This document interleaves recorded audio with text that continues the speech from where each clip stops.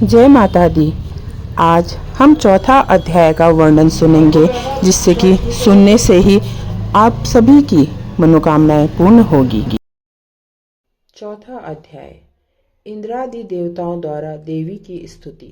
महर्षि मेधा बोले, देवी ने जब पराक्रमी दुरात्मा महिषासुर को मार गिराया और असुरों की सेना को मार दिया, तब इंद्रादि समस्त देवता अपने सिर तथा शरीर को झुकाकर भगवती की स्तुति करने लगे, जिससे देवी ने अपनी शक्ति से यह जगत व्याप्त किया है। और जो संपूर्ण देवताओं तथा महर्षियों की पूजनीय है, वह अंबिका को हम भक्तिपूर्वक नमस्कार करते हैं।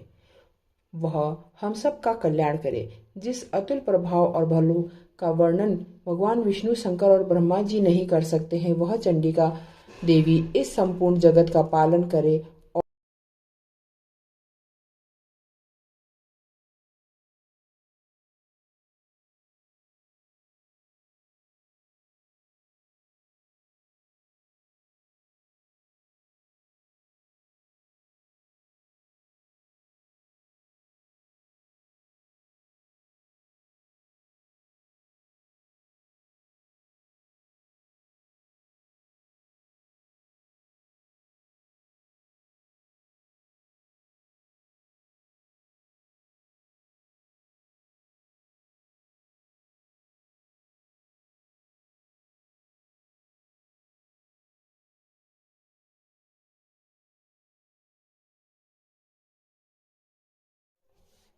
हे देवी, दुर्गामितिका होने पर भी तुम संपूर्ण जगत की उत्पत्ति का कारण हो। हे देवी, भगवान विष्णु, शंकर आदि किसी भी देवताओं ने तुम्हारा पार नहीं पाया है।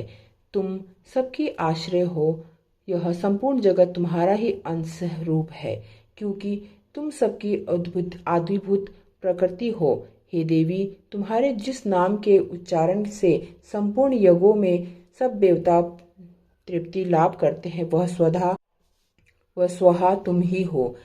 इसके अतिरिक्त तुम पितरों की तृप्ति का कारण हो, इसलिए तुम सब आपको स्वधा कहते हैं। हे देवी, यह विद्या की जो मोक्ष का दान देने वाली है, जो अचिंत्य महान स्वरूपा हो, तो तत्व के सार को वश में करने वाले, संपूर्ण दोषों को नाश करने वाले, मोक्ष को इच्छा देने वाले मुनिजन जिसका अभ्यास करते हैं, वह तुम ही हो।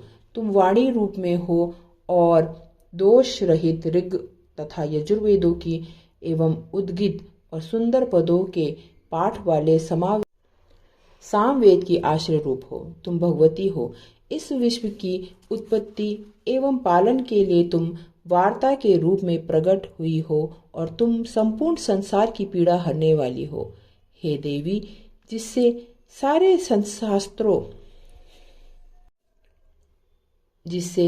शास्त्रों को जाना जाता है, वह मेधा शक्ति तुम ही हो, और दुर्गम भवसागर से पार करने वाली नौका तुम ही हो। लक्ष्मी रूप में विष्णु भगवान के हृदय में निवास करने वाली और भगवान महादेव द्वारा सम्मानित गौरी तुम ही हो। मंद मुस्कान वाले निर्मल पूर्ण चंद्रबिंब के समान और उत्तम स्वर्ण की मनोहर कांति से कमनीय तुम्हारे मुख को देखकर भी महिषासुर क्रोध में भर गया। वह बड़े आश्चर्य की बात है। हे देवी, तुम्हारा यही मुख जब क्रोध से भर जाता है और उदय काल के चंद्रमा की भांति लाल हो गया और तनी हुई भूहों के कारण विकराल रूप हो गया, उसे देखकर भी महिषासुर के शीघ्र प्राण नहीं निकले, यह बड़े आश्चर्य की बात है। आपके कुपित मुख के दर्शन करके भला कौन जीवित रह सकता है। हे देवी, तुम हमारे कल्याण के लिए प्रसन्न हो। आपके प्रसन्न होने से इस जगत का उद्भव होता है। आपके प्रसन्न होने से इस जगत का अभ्युदय होता है, और आप क्रुद्ध हो जाती हो तो कितने ही कुलों का सर्वनाश हो जाता है। यह हमने अभी अभी जाना है कि जब तुमने महिषासुर की बहुत बड़ी सेना को देखते देखते मार दिया। हे देवी, सदा अभ्युदय प्राप्त देने वाली तुम जिस पर प्रसन्न होती हो, वही देश में सम्मानित होता है, जिसके दान यश की वृद्धि होती है। उनका धर्म कभी स्थिर नहीं होता और उनके यहाँ अधिक पुत्र पुत्रियां और नौकर होते हैं। तुम्हारी कृपा से ही धर्मात्मा पुरुष प्रतिदिन श्रद्धा पूर्वक यज्ञ करते हैं और धर्मानुकूल आचरण करता है और उसके प्रभाव से स्वर्गलोक में जाता है, क्योंकि तुम तीनों लोकों में मनवांछित फल देने वाली हो। हे माँ दुर्गे, तुम स्मरण करने पर संपूर्ण जीवों के भय नष्ट करने वाली देवी हो तथा स्थिर चित्त करने वालों के द्वारा चिंतन करके उन पर उन्हें अत्यंत मंगल देती हो। हे दरिद्र दुख नाशिनी देवी, तुम्हारे सिवा दूसरा कौन है? तुम्हारा चित्त सदा दूसरों के उपकार में लगा रहता है। देवी, तुम शत्रुओं के इस प्रकार मारती हो और इसलिए मारती हो मरने से दूसरों को सुख मिलता है, वह चाहे नरक में जाने के लिए चिरकाल तक पाप करते रहे हो, किंतु तुम्हारे साथ युद्ध करके सीधे स्वर्ग हो जाए, इसलिए तुम उनका वध करती हो। हे देवी, क्या तुम दृष्टिपात्र मात्र से समस्त असुरों को भस्म नहीं कर सकती?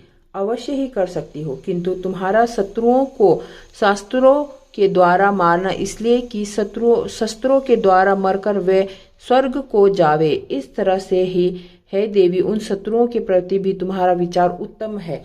हे देवी, तुम्हारे उग्र खड़ग की चमक से ही और त्रिशूल की नोक से, कांति की किरणों से असुरों की आंखें फूट नहीं गई। इसका कारण यह था कि किरणों से शोभायमान तुम्हारे चंद्रमा के समान आनंद प्राप्त देने वाले सुंदर मुख को देखकर हे देवी, तुम्हारा शील बुरे वृतांत को दूर करने वाला है और सबसे अधिक तुम्हारा रूप, जो न तो कभी चिंतन में आ सकता है न किसी दूसरों की कभी तुलना हो सकती है।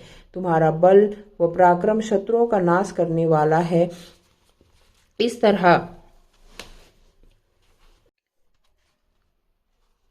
तरह तुमने शत्रुओं पर भी दया प्रकट की है। हे देवी, तुम्हारे बल की किसके साथ बराबरी की जा सकती है तथा शत्रुओं को भय देने वाला इतना सुंदर रूप भी और किसका है? हृदय में कृपा और युद्ध में निष्ठुरता तथा यह दोनों बातें तीनों लोकों में केवल तुम्ही में देखने को आई है। हे माता, युद्ध भूमि में शत्रुओं को मारकर तुमने उन्हें स्वर्गलोक में पहुंचाया है। इस तरह तीनों लोकों की तुमने रक्षा की है तथा उन उन्मत्त असुरों से जो हमें भय था उसको भी तुमने दूर कर दिया। तुमको हमारा नमस्कार। हे देवी, तुम शूल तथा खड्ग से हमारी रक्षा करो तथा घंटे की ध्वनि और धनुष की टंकार से ही हमारी रक्षा करो। हे चंडिके, आप अपने शूल और घुमाकर पूर्व, पश्चिम, उत्तर तथा दक्षिण दिशा में हमारी रक्षा करो। तीनों लोकों में जो तुम्हारे सौम्य रूप है तथा घोर रूप है, उनसे हमारी रक्षा करो तथा इस पृथ्वी की रक्षा करो। हे अंबिके, आपके कर पल्लवों से जो खड्ग, शूल और गदा आदि शस्त्र शोभा पा रहे हैं, उनसे हमारी रक्षा करो। महर्षि मेधा बोले। इस प्रकार जब सब देवताओं ने जगत माता भगवती की स्तुति की और नंदन वन के पुष्पों तथा गंधर्व अनुरूपों द्वारा उनका पूजन किया और फिर उन सब ने मिलकर सब सुगंधित दिव्य धूप और उनको सुगंधित निवेदन की, तब देवी ने उनसे प्रसन्न होकर कहा, हे देवताओं, तुम सब मुझसे मनवांछित वर मांगो। देवता बोले, हे भगवती, तुमने हमारा सब कुछ कार्य कर दिया है, अब हमारे लिए कुछ भी मांगना बाकी नहीं रह गया, क्योंकि तुमने हमारे शत्रु महिषासुर को मार दिया है। हे महेश्वरी, तुम इस पर भी यदि कोई वर देना चाहती हो तो बस इतना वर दो कि जब जब हम आपको स्मरण करें तब तब हमारी विपत्तियों को हरण करने के लिए हमें दर्शन दिया करो। हे अंबिके, जो कोई भी तुम्हारी स्तुति करे, तुम उनको वित्त, समृद्धि और वैभव देने के साथ ही उनके घर में स्त्री आदि संपत्ति बढ़ावे और सदा हम पर प्रसन्न रहे। महर्षि मेधा बोले, हे राजन, देवताओं ने जब जगत के लिए तथा अपने लिए इस प्रकार का प्रश्न किया तो बस तथास्तु कहकर देवी अंतर्ध्यान हो गई।